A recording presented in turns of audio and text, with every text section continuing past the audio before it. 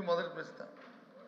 ప్రభుత్వం వచ్చి ఏదో వారికున్న టెక్నికల్లో లేకపోతే వారికున్న బిజినెస్ కారణాల వల్ల 8వ ప్రశ్న మొదటి ప్రశ్నగా తీసుకొచ్చారు.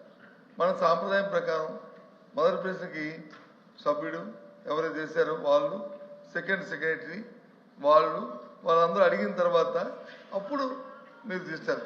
ఫస్ట్ సెక్రటరీ ఇంకా మాట్లాడుతున్నాడు, సెకండ్ సెక్రటరీ ఇంకా ఉన్నారు, వారు ఇద్దరు అయిన తర్వాత దాన్ని అప్పుడు చెప్పారండి. ఇంకా సబ్జెక్ట్లోకి పోతే మంత్రి గారు చెప్పారు ఏమని, రియల్ ఎస్టేట్ కంపెనీ కూడా 99 పైసలకి ఇచ్చుకోవచ్చు ఇస్తున్నామని చెప్పారు. మా సభ్యుడు వచ్చి అది రియల్ ఎస్టేట్ కంపెనీ ఏ రకంగా ఇస్తారని చెప్పి అడుగుతున్నాడు. దానికి వచ్చి మరి మీరు సెకండ్ క్వశ్చన్కి వెళ్ళిపోతుంది అది ధర్మం కాదు కదా అధ్యక్ష. ఇప్పుడు క్వశ్చన్ కి రిలేటెడ్ గా అడగాలి తప్ప మొత్తం పరిశ్రమలు రాష్ట్రంలో జరుగుతున్నటువంటి వ్యవస్థ గురించి మాట్లాడితే అది కరెక్ట్ కాదు కదా. నేను వ్యవస్థ గురించి మాట్లాడలేదు, రిలేటెడ్ అడగమనండి. ఎల్ఓపి గారు క్వశ్చన్ కి రిలేటెడ్ అడగమనండి. దీంట్లో 3 క్వశ్చన్లు అడిగారు. ఆ 3 క్వశ్చన్లకి మంత్రి గారు సూటిగా సమాధానం చెప్పారు. దాని మీద ఏదైనా డౌట్ ఉంటే క్లారిఫికేషన్ కావాలంటే అడగమనండి. అంతే తప్ప టోటల్ ఇండస్ట్రియల్ పాలసీ మీద అవన్నీ జరగాలంటే దాన్ని షార్ట్ డిస్కషన్ పెట్టాలి తప్ప దీంట్లో ఎలాగొస్తాయి అన్ని. దయచేసి మన మంత్రి గారు కూడా మన మెగ్రీన్ మినిస్టర్ గారు కూడా మధ్యలో ఇంటర్వ్యూ అయ్యారు, ఆయన కూడా చెప్పారు షార్ట్ డిస్కషన్. దాని మీద ఎవరి అభిప్రాయాలు వరకు ఉన్నాయి. దయచేసి ముందు ఆ క్వశ్చన్ కంప్లీట్ అయితే దాని మీద మా విధానం కూడా, మా పార్టీ విధానం కూడా మాకు ఉంది. దయచేసి మేము దీనికి చెప్పదలుచుకున్నాం కాబట్టి ఆ సభ్యుడికి తర్వాత సెకండ్ సెక్రటరీకి అవకాశం ఇవ్వండి అధ్యక్ష. ఆ తర్వాత థర్డ్ ప్రొసీడింగ్కి మరి క్వశ్చన్ మీద అడగమనండి, ఇబ్బంది ఏం లేదు. క్వశ్చన్ మీద అడగమనండి. ఉండు అయిపోయింది. దాని మీదే ఒక్క నిమిషం. మీరు కంప్లీట్ అయిందండి, మీకు కంప్లీట్ అయిందా? అందుకని సభ్యుడికి ఆ తర్వాత వచ్చి సెకండ్ సెక్రటరీకి ఇచ్చిన తర్వాత దాన్ని మీరు మీ బిజినెస్ మీరు అడిగితే మాకు అభ్యంతరం. అంటే డిబేట్ అవ్వకుండా అడగమనండి, ఇబ్బంది ఏం లేదు. ఇప్పుడు ఎంతమంది సిగ్నేచరీస్ ఉంటే అంతమందికి ఇస్తాం, ఇబ్బంది ఏం. కానీ డిబేట్ అవుతుంటే సబ్జెక్ట్ డిబేట్ అయిపోతుందండి. అది ముందు వాచ్ టైమింగ్ అది మార్చాలి అధ్యక్ష, టైం తప్పు ఉంది అది. తర్వాత నిన్నైతే బిఎస్సీ ఇప్పుడు ఇక్కడ కూడా బిఎస్సీ జరుగుతుంది. అయితే నిన్నైతే బిఎస్సీలో ఒక డెసిషన్ తీసుకున్నాం అధ్యక్ష. క్వశ్చన్ అవర్ అనేది కంపల్సరీగా 1 అవర్లో కంప్లీట్ చేయాలి. 1 అవర్ తర్వాత డిముట్టిబ్ ఆన్సర్ అని చెప్పి ఒక నిర్ణయం తీసుకుని అన్నప్పుడు అన్ని క్వశ్చన్స్ రావాలి అధ్యక్ష. అందరికీ క్వశ్చన్ డిస్కస్ రావాలని వచ్చినప్పుడు మీకు అడగొద్దని అనడం లేదు. సంబంధం లేనివి లేకపోతే మొత్తం అన్నీ కలిసి అడిగితే దానివల్ల సమయం కూడా వేస్ట్ అవుతుంది. ఎల్ఓపి గారు ఏంటంటే ఇది పెద్దరికం ఉపయోగించాలి.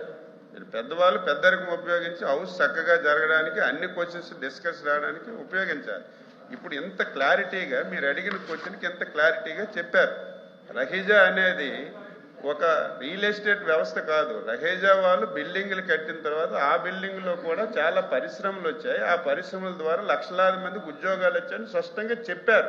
ప్రూవ్ అయింది హైదరాబాద్. అదే పద్ధతిలో విశాఖపట్నం కూడా చేస్తున్నారని చెప్తే మళ్ళీ డొంక తిరుగుడుగా రియల్ ఎస్టేట్కి ఇస్తున్నామని మంత్రి గారు చెప్పారు, ఒప్పుకుంటున్నారు.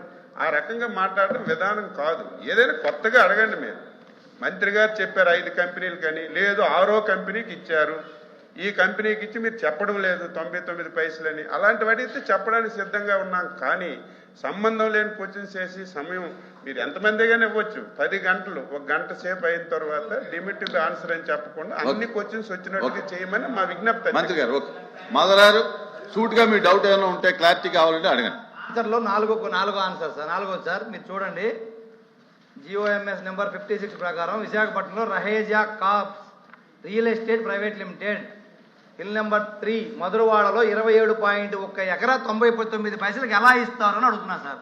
రియల్ ఎస్టేట్ సంస్థకి వాళ్ళు అడిగింది మేము అదే. కానీ ఈ 99 పైసలు పెట్టుకొని మీరు ఉద్యోగాల పేరుతోటి డేటా సెంటర్ వచ్చింది. ఇప్పుడు మీరే చెప్పారు బెంగళూరులో వచ్చింది, హైదరాబాద్లో వచ్చింది. మీరు మాట్లాడితే నేను మాట్లాడాల్సి వచ్చింది. మీరు ఏదైతే చెప్పారో డేటా సెంటర్ తీసుకొచ్చారు, మేము తీసుకొచ్చి మీరు కంటిన్యూ చేశారు. మేము అప్రిషియేట్ చేస్తున్నాం మిమ్మల్ని కూడా, కాదనట్లేదు. కానీ అధ్యక్ష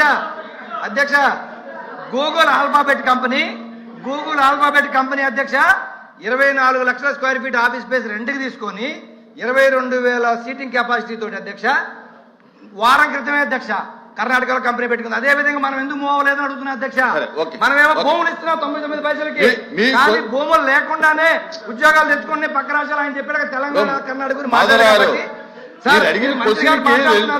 ఆంధ్ర గురించి మాట్లాడాలి, మేము ఆయన తెలంగాణ గురించి ఎందుకు మాట్లాడతాడు? ఆయన ఈ రకంగా ఉంటే కూర్చోండి కూర్చోండి నా పూర్తవడం ఏంటిదే మీ పూర్తవడం ఏంటండి?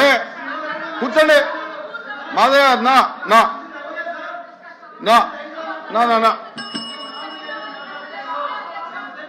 కళ్యాణ్ గారు సెకండ్ సెక్రటరీ కూర్చోండి.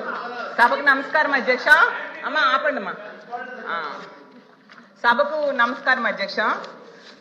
యాక్చువల్గా ఐటీ కంపెనీలు ఇతర పరిశ్రమలకు జరుగుతున్న భూ కేటాయింపులు, ముఖ్యంగా విశాఖపట్నంలో జరుగుతున్న భూ కేటాయింపులు అయితే మాత్రం చాలా విమర్శలకు దారి తీస్తుంది అధ్యక్ష.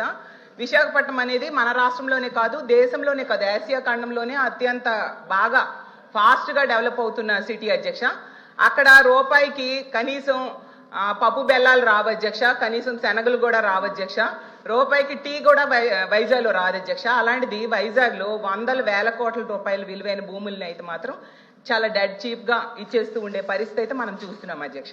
అయితే మనం గతంలో ఒక నానుడు ఉండేది 99 రూపాయలకే బాటా రేట్ అని. మరి ఇప్పుడు 99 పైసలకే ఏ రేట్ అనాలో అర్థం కావట్లేదు అధ్యక్ష.